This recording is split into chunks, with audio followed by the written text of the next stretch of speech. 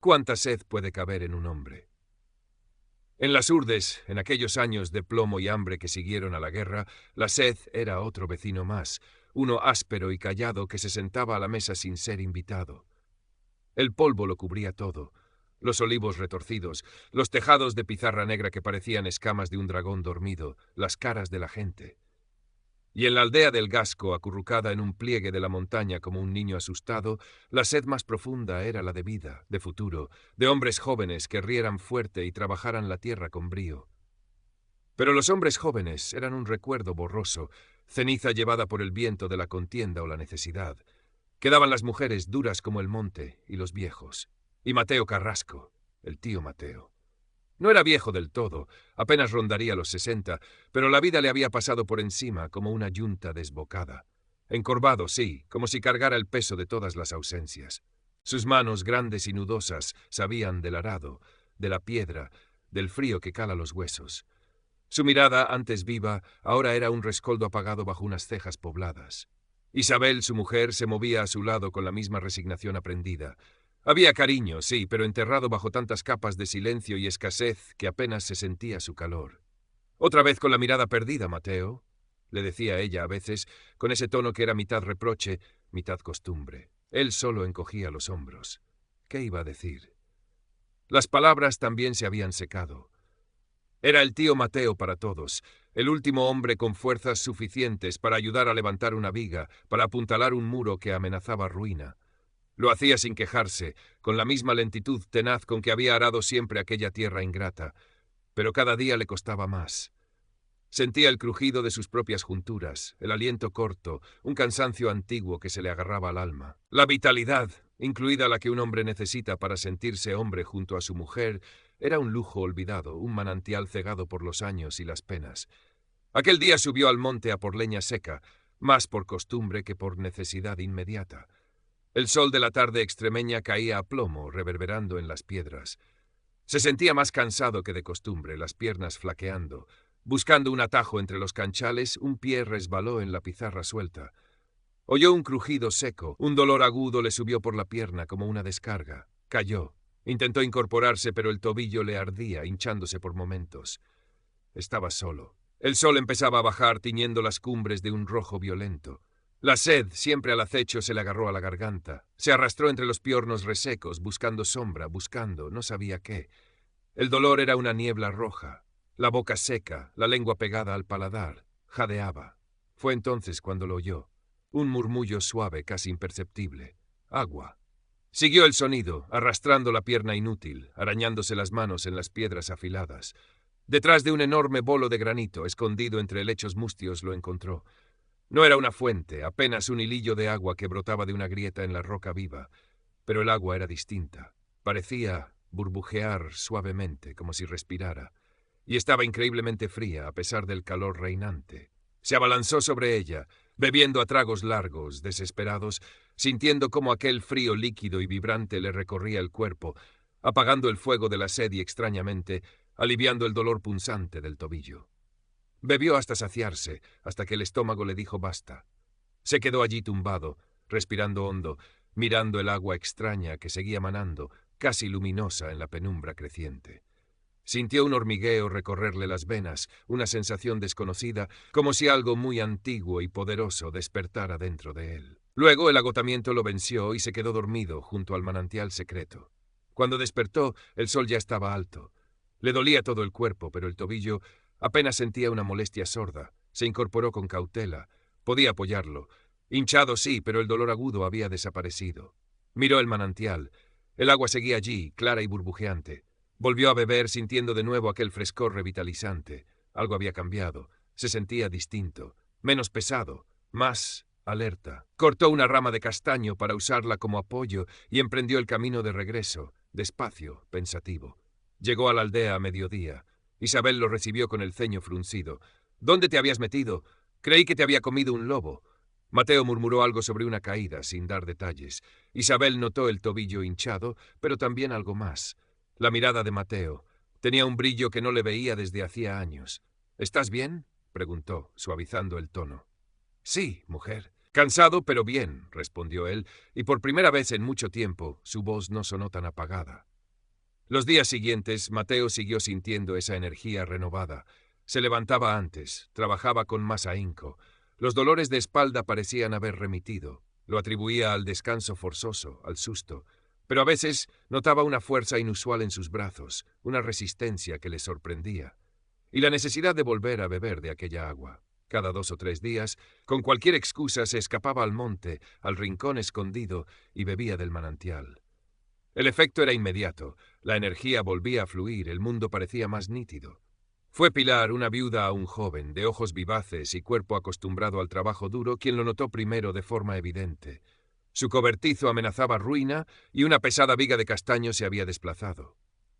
«Tío Mateo», le dijo, encontrándolo en la pequeña plaza, «¿no podría echarme una mano? Entre 2 hombres apenas podrían moverla, pero usted tiene maña». Mateo asintió, como siempre. Fueron al cobertizo. La viga era enorme, oscura por el tiempo. Pilar y otra vecina se prepararon para empujar con todas sus fuerzas. Mateo se agachó, apoyó el hombro en la madera rugosa y empujó. La viga se deslizó suavemente, casi sin esfuerzo, hasta su sitio. Pilar y la otra mujer se quedaron boquiabiertas, con los brazos aún en tensión para un esfuerzo que no había sido necesario. «¡Virgen Santa, tío Mateo!», exclamó Pilar. «¿Pero cómo?». Pesaba como un muerto. Mateo se encogió de hombros, tan sorprendido como ellas, pero intentando disimular. «¿Será que estaba ya suelta?», murmuró, limpiándose el polvo de la camisa. Pero Pilar no era tonta. Miró a Mateo de arriba abajo. Estaba más derecho, sí, y había algo en su forma de moverse. Se despidió dando las gracias, pero sus ojos vivaces no dejaban de observarlo. Esa misma tarde el comentario corrió por la aldea como reguero de pólvora. «El tío Mateo parece otro. Tiene una fuerza que no es normal para sus años. Ha movido la viga de Pilar como si fuera una pluma». Las mujeres cuchicheaban en el lavadero, en la fuente. Había asombro, pero también una chispa de algo más, una curiosidad renovada hacia aquel hombre que siempre había estado allí, predecible y desgastado, y que de repente parecía diferente. Mateo sintió las miradas. No le gustaba ser el centro de atención. Intentó seguir con su rutina, trabajar en su pequeño huerto, arreglar sus aperos. Pero la fuerza estaba allí, bullendo bajo su piel. A veces, al levantar un saco de patatas o al partir un tronco, tenía que contenerse para no hacerlo pedazos. Y junto con la fuerza había despertado otra cosa. Un calor en la sangre, un vigor que creía olvidado para siempre. Una noche, en la cama, junto a Isabel, sintió el deseo con una intensidad que lo asustó. Se acercó a ella, torpemente, como un adolescente. Isabel, sorprendida, primero se tensó, luego respondió con una mezcla de extrañeza y una necesidad también largamente dormida. Fue intenso, demasiado intenso. Isabel se quedó sin aliento, mirándolo con los ojos muy abiertos en la oscuridad, como si no lo reconociera. «¿Qué te pasa, Mateo?», susurró, casi asustada. Él no supo qué responder. Se dio la vuelta, sintiéndose culpable y confundido. A partir de esa noche, la tensión en casa se podía cortar con un cuchillo. Isabel lo miraba de reojo, entre recelosa y expectante. Mateo evitaba su mirada, y también la de las otras mujeres del pueblo, porque ahora las peticiones de ayuda se multiplicaban, y siempre venían acompañadas de miradas cargadas de intención, de roces accidentales, de comentarios con doble sentido. «Tío Mateo, ¿no podría arreglarme la cancela, que chirría mucho?» «Tío Mateo, tengo una tinaja muy pesada en el sobrao. ¿Me ayuda a bajarla?» Él acudía, sí, por no hacer un feo, pero sentía sus mejillas arder bajo el sol y la mirada insistente de la mujer a la que ayudaba. Pilar, sobre todo, parecía buscar su compañía. Un día, mientras él le ayudaba a sujetar una parra rebelde, sus manos se rozaron. Pilar dio un respingo y se llevó la mano al pecho, sofocada. «¡Ay, tío Mateo! ¿Qué corriente me ha dado usted?», dijo, abanicándose con la mano, aunque no hacía tanto calor. Mateo se apartó bruscamente. Aquello era demasiado. Los rumores cambiaron de tono. Ya no se hablaba solo de su fuerza, sino de su viveza. Las mujeres mayores sonreían con picardía. Las más jóvenes bajaban la mirada, pero sus mejillas se coloreaban cuando él pasaba. Isabel lo notaba todo. «¿Qué les das a estas, Mateo?», le espetó una noche, incapaz de contenerse más. «¿Por qué te rondan todas como moscas a la miel?» «Déjame en paz, mujer», estalló él, sintiéndose acorralado. «No sé de qué me hablas. Solo ayudo». Pero Isabel no se lo creía. Las noches se volvieron silenciosas y frías entre ellos. Incluso don Anselmo, el cura joven que venía de la cabeza de partido una vez a la semana a decir misa, pareció notar algo. Observaba a Mateo desde el altar con una intensidad inusual, frunciendo el ceño. Un domingo, su sermón versó sobre los peligros de las falsas apariencias y las fuerzas que no vienen de Dios. Mateo sintió que las palabras iban dirigidas a él y agachó la cabeza, sintiéndose miserable. Necesitaba escapar, necesitaba paz y necesitaba volver al manantial. La fuerza empezaba a menguar de nuevo, sentía el cansancio antiguo llamando a la puerta. La sequía apretaba ese año y un miedo nuevo se le instaló en el pecho. ¿Y si el manantial se secaba? ¿Y si alguien lo descubría? Se rumoreaba que la partida del Cenceño, unos bandoleros desalmados que merodeaban por la sierra, había sido vista cerca. Current Part Characters, 2.979, Total Characters, 2.055. Con la excusa de buscar unas hierbas medicinales se internó en el monte hacia el lugar secreto. El camino le pareció más largo, sus piernas pesaban. El miedo a que el manantial hubiera desaparecido le encogía el estómago. Llegó al claro escondido. El corazón le dio un vuelco. El hilillo de agua era aún más fino, apenas un goteo entre las rocas resecas, pero seguía allí. Se arrodilló y bebió con avidez. Sintió el frescor recorrerle, la energía volver a inundarle, pero también la certeza de su dependencia, de su vulnerabilidad. Estaba atado a aquel hilo de agua. Mientras descansaba, oyó un gruñido. Se puso en pie de un salto. 2 lobos flacos y de ojos amarillos lo miraban desde el borde del claro. El hambre los había vuelto audaces. En otro tiempo, Mateo habría sentido pánico. Ahora sintió la fuerza subirle por los brazos. Pero también sintió el cansancio residual, la energía recién recuperada aún no asentada del todo. No podía permitirse un error. Los lobos se separaron intentando rodearlo. Mateo agarró la rama de castaño que siempre llevaba. Cuando el primero saltó, lo esquivó con una agilidad sorprendente y golpeó con la vara en el costado. El lobo aulló y retrocedió. El segundo atacó por la espalda. Mateo se giró y, casi sin pensar, lanzó una patada. El impacto fue brutal. El lobo salió despedido varios metros, chocando contra un tronco con un golpe sordo. Quedó inmóvil. El primer lobo, viendo a su compañero caído, vaciló un instante. Mateo aprovechó para avanzar hacia él, blandiendo la vara, con una fiereza inesperada en la mirada. El lobo soltó un último gruñido amenazador y desapareció entre los matorrales. Mateo se quedó allí, jadeando, mirando al lobo muerto y luego a sus propias manos. Había controlado la fuerza, la había usado para defenderse, pero la sensación no era de triunfo, sino de inquietud. Aquel poder no era suyo del todo. Dependía del man y él de manera frágil. Sad regresó a la aldea al atardecer, con el sabor amargo del miedo aún en la boca. Encontró el pueblo extrañamente silencioso. Las puertas estaban cerradas, las ventanas atrancadas. Un perro gimoteaba bajo un carro. Entonces los vio. 3 hombres mal encarados, armados con escopetas viejas, estaban en la pequeña plaza. Uno de ellos, delgado y con una cicatriz sobre la ceja, parecía el jefe, el cenceño. Estaban sacando sacos de grano de la casa de Pilar, mientras ella los miraba impotente, con lágrimas silenciosas rodando por sus mejillas. Otros vecinos observaban desde las ventanas entornadas, paralizados por el miedo. «¡Vamos, moveos, que no tenemos todo el día!», ladró el cenceño a sus hombres. «¿Esto es todo lo que tenéis en este nido de ratas?». Escupió al suelo polvoriento. Su mirada recorrió la aldea con desprecio. Se fijó en Mateo, que se había quedado inmóvil a la entrada de la plaza. «¿Y tú qué miras, viejo? ¿Quieres probar plomo?». Mateo sintió una oleada de furia fría. Vio el miedo en los ojos de Pilar, la impotencia en las caras escondidas tras las ventanas. Sintió la fuerza del manantial, aún vibrante en sus venas por la bebida reciente. Sabía que no era ilimitada, que la lucha con los lobos le había costado, pero no podía quedarse quieto. Dio un paso al frente. «Dejad eso», dijo, su voz sorprendentemente firme. El cenceño soltó una carcajada seca. «¿Qué has dicho, abuelo? ¿Te has vuelto sordo?». Se acercó a Mateo, amenazante. Era más bajo, pero su delgadez tenía algo de víbora. «¿Quieres que te refresquemos la memoria?». Levantó la mano para abofetearlo. Mateo reaccionó por puro instinto. Agarró la muñeca del cenceño antes de que impactara. El bandolero sintió como si su mano hubiera chocado contra una roca. Intentó soltarse, pero los dedos de Mateo eran como tenazas de acero. Un gemido de dolor y sorpresa escapó de sus labios. Los otros 2 bandoleros levantaron sus escopetas vacilantes. «¡Soltad las armas!», ordenó Mateo, apretando la muñeca del cenceño hasta que la escopeta que éste llevaba colgada cayó al suelo con estrépito. El dolor debió ser intenso porque el bandolero palideció. Uno de los otros apuntó a Mateo. «¡Suéltalo o disparamos!». Mateo no soltó al jefe.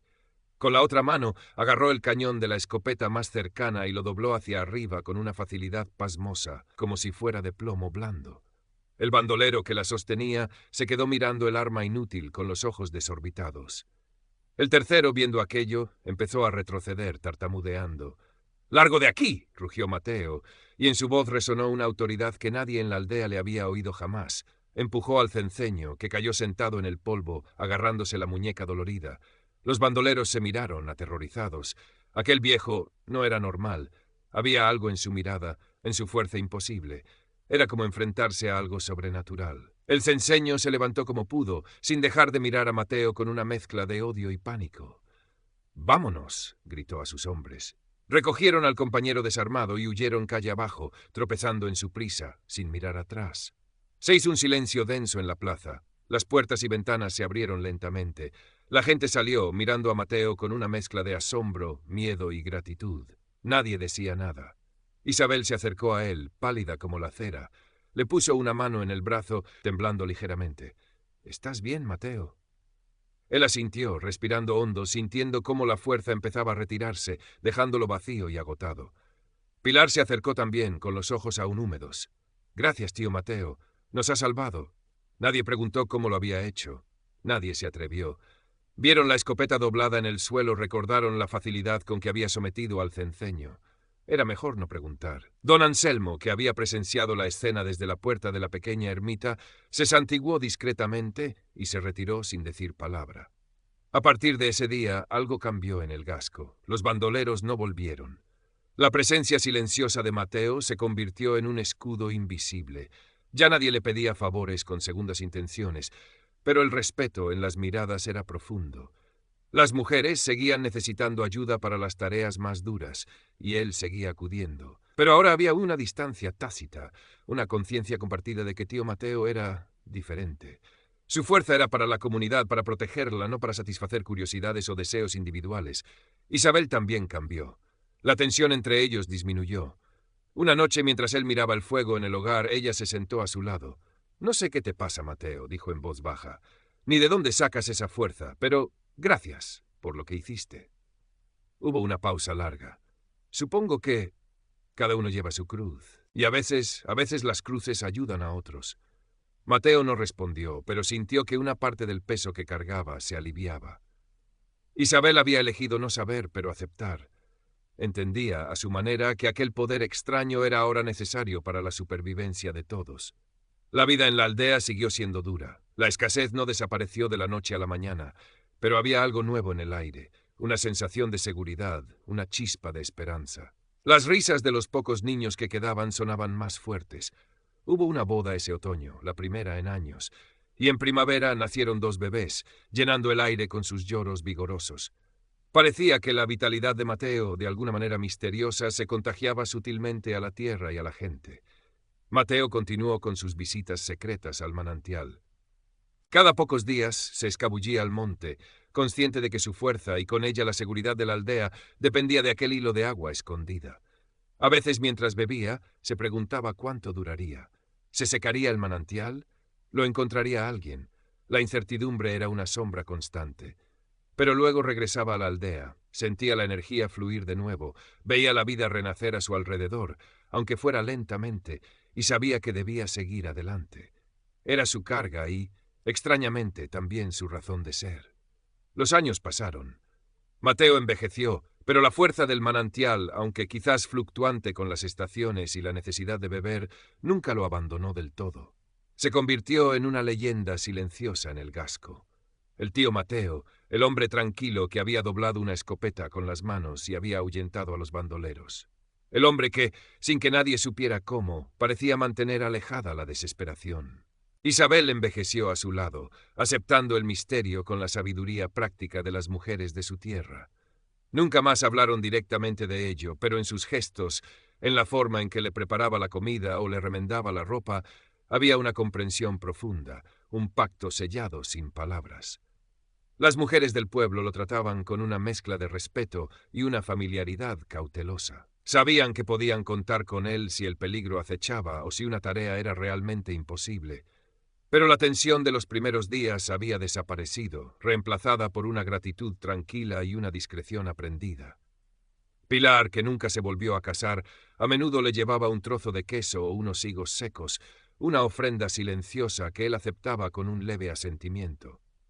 Don Anselmo siguió viniendo a decir misa, aunque con menos frecuencia, a medida que los caminos mejoraban y otras parroquias más grandes requerían su atención. Su mirada hacia Mateo ya no era de sospecha, sino de una especie de perplejidad resignada. Quizás en el fondo también él había aceptado que había misterios que era mejor dejar en manos de Dios o de la tierra. Una tarde, muchos años después, cuando Mateo ya era un anciano de verdad, con el pelo completamente blanco pero la espalda aún relativamente erguida, estaba sentado a la puerta de su casa, mirando jugar a los nietos de Pilar en la plaza. Eran niños fuertes, ruidosos, llenos de esa vida que tanto había escaseado décadas atrás. El sol se ponía tras las montañas, tiñendo el cielo de los mismos colores violentos que el día de su accidente. Sintió la sed. No la sed desesperada de antaño, sino la sed tranquila del cuerpo que pide sustento. Sabía que pronto tendría que hacer otra visita al monte. Se levantó despacio, apoyándose en el bastón que ahora sí necesitaba. Isabel salió a la puerta. ¿Vas a dar un paseo? Él asintió. A estirar las piernas. Ella lo miró, sus ojos arrugados conteniendo toda una vida de silencios compartidos. Ten cuidado, Mateo. Lo tendré, mujer. Mientras subía el sendero conocido, pensó en el manantial. ¿Seguiría allí? La última vez, el hilo de agua parecía más débil. La sequía volvía a apretar en la comarca. Sintió una punzada de inquietud, la misma que lo acompañaba desde hacía tantos años. Pero siguió subiendo, con el paso lento pero firme del que conoce su camino y su destino. Llegó al claro escondido. El corazón le latía con fuerza. Apartó los helechos, ahora más secos y quebradizos. La grieta en la roca estaba allí. Y el agua, apenas un goteo húmedo sobre el musgo oscuro. Se arrodilló con dificultad, acercó los labios a la piedra. Consiguió sorber unas pocas gotas frías con aquel sabor inconfundible, vibrante. Sintió un eco lejano de la antigua energía, suficiente para el camino de vuelta, suficiente para un día más. Miró a su alrededor. El monte estaba silencioso, inmutable. Comprendió que el manantial, como él, como todo, tenía su ciclo. Quizás pronto se secaría del todo. Y entonces la fuerza se iría para siempre. No sintió miedo, solo una profunda melancolía. Había cumplido su papel. Había sido el guardián inesperado, el catalizador de una vida que se negaba a morir. Lo que hubiera de venir después ya no dependía de él. Regresó a la aldea mientras las últimas luces teñían de añil las crestas de pizarra. Se sentó de nuevo en el banco de piedra frente a su casa. Los niños ya se habían ido. El silencio olía a humo de leña y a tierra reseca. Isabel salió y se sentó a su lado, sin decir nada. Apoyó su mano rugosa sobre la de él. Estuvieron así un largo rato, viendo cómo las estrellas empezaban a encenderse en el cielo profundo de las Urdes, guardianes silenciosos de una historia que nadie contaría, pero que estaba escrita en las piedras de la aldea y en la mirada tranquila del tío Mateo, el hombre que un día bebió de un agua secreta y devolvió la vida a su pueblo. Estuvieron así un largo rato, viendo cómo las estrellas empezaban a encenderse en el cielo profundo de las Urdes, guardianes silenciosos de una historia que nadie contaría, pero que estaba escrita en las piedras de la aldea y en la mirada tranquila del tío Mateo. El hombre que un día bebió de la sed profunda, la de verdad, parecía haberse calmado al fin. Los últimos años de Mateo transcurrieron en una paz relativa. La fuerza iba y venía, cada vez más débil, ligada a las escasas gotas que aún lograba sorber del manantial moribundo. Ya no podía levantar pesos imposibles ni enfrentarse a peligros, pero su presencia seguía siendo un símbolo para la aldea.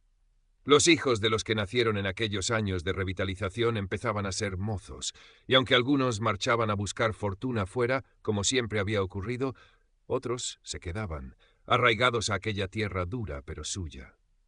El Gasco ya no era un lugar moribundo. Tenía futuro, aunque fuera humilde y trabajoso. Un invierno especialmente crudo, Mateo cayó enfermo. Una tos fea se le agarró al pecho y no lo soltó. Isabel lo cuidó con la misma dedicación silenciosa de siempre. Las vecinas venían a traerle caldos y a sentarse un rato junto al fuego, hablando en voz baja. Pilar, ya una mujer mayor pero aún enérgica, pasaba cada día. Una tarde, mientras Isabel había salido a por agua, Pilar se quedó sola con Mateo. Él la miró desde el lecho, sus ojos hundidos pero aún lúcidos. «Pilar», susurró, la voz apenas un hilo. «No hable, tío Mateo, no se canse», dijo ella, acercándose. «El agua del monte», consiguió decir. «Ya, casi no queda». Pilar asintió despacio. Lo sabía. Había visto a Mateo volver del monte más cansado, más encorvado en los últimos tiempos. Había intuido el secreto, o al menos una parte de él. La fuerza del tío Mateo no era eterna. Estaba ligada a algo oculto en la sierra. «No se preocupe por eso ahora. Descanse». Él cerró los ojos. Unos días después, al amanecer, se apagó tranquilamente, mientras Isabel le sostenía la mano. El entierro fue sencillo, como su vida. Toda la aldea acompañó el cuerpo hasta el pequeño cementerio encalado. Don Anselmo, ya un anciano también, ofició la ceremonia con voz temblorosa. Mientras la tierra oscura cubría el ataúd, hubo un silencio profundo, cargado de respeto y de recuerdos no dichos. Miraron las manos de los hombres jóvenes que ahora cavaban la fosa, manos fuertes, capaces. La fuerza de Mateo, de alguna manera, había pasado a ellos, no por magia, sino por la simple continuidad de la vida que él había ayudado a proteger. Nadie volvió a hablar del manantial. Quizás se secó del todo, quizás siguió goteando en secreto, esperando a otro sediento en otro tiempo de necesidad. O quizás nunca existió más que en la desesperada esperanza de un hombre y en la fe silenciosa de un pueblo. Pero en el Gasco, cuando un trabajo era especialmente duro o el miedo amenazaba con volver, alguien siempre decía en voz baja: «Esto, con el tío Mateo aquí, era otra cosa». Y en esa frase, en ese recuerdo, residía la verdadera magia, la de la resiliencia, la protección y la vida que, tozudamente, siempre encuentra un camino para seguir brotando, incluso en la tierra más áspera de las Urdes. Isabel vivió unos años más, cuidada por las vecinas, sentada al sol en el banco de piedra donde tantas veces había esperado a Mateo, con la mirada perdida en las montañas que guardaban su secreto.